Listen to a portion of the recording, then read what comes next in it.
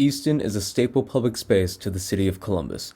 It's very accessible and has great public transit surrounding it. Easton has parks, residential living, public squares, shopping, and many food options, making it a favorite public space for people to come socialize. I probably come to Easton, honestly, like at least once a week.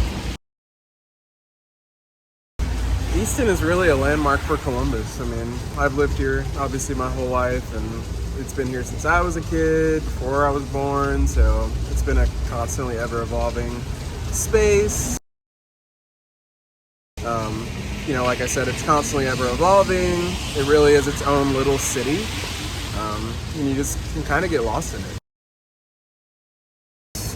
I know they have live music during summer. I think they have it every week. I think it's called Live Music on the Lawn. A lot of like jazz bands, local artists. They have drinks and food. It's a really fun time. I don't know if I would change much. Once a week. It's just close to where I work. It's close to everything. I mean, it makes it easy to get in. It's relatively easy to get in and out.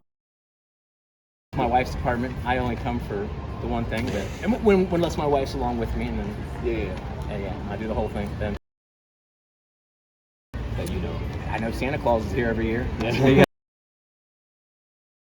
Parking. I mean, always. I mean, parking is always. I suppose other than that, it's fine. The Columbus Park of Roses is one of my personal favorite public spaces in Columbus. The park is very accessible and is right off of High Street, which is one of the city's main roads. The Park of Roses is the definition of tranquility, and many residents come here to relax. They have an array of different roses and water fountains all throughout the park. This park is mostly used for walking around, hanging with friends and family, listening to live music, and it's a great spot for socializing.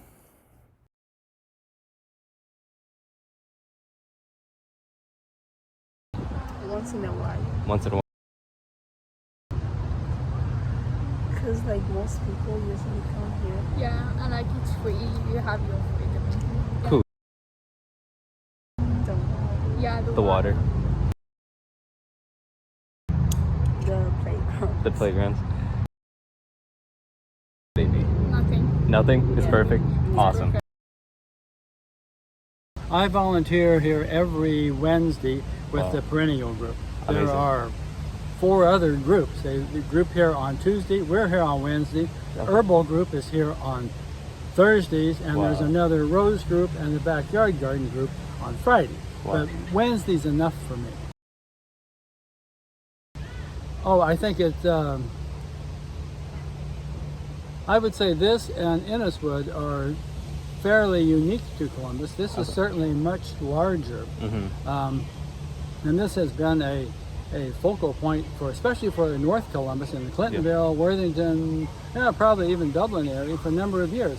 And also because my wife and I were married right over there. No way. Wow. That's amazing. Wow.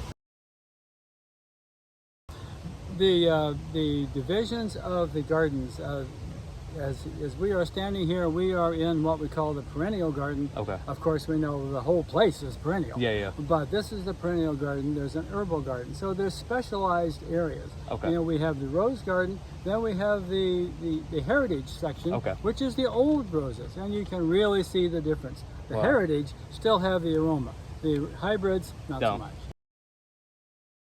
Oh my goodness, there are weddings all the time. There are dogs every place. In the summertime, quite often at the north end of the park, east end of the park, excuse me, there's a pavilion where they have band concerts and so on, where people come in and they picnic. In fact, my wife and I still come back down here and picnic. Beautiful.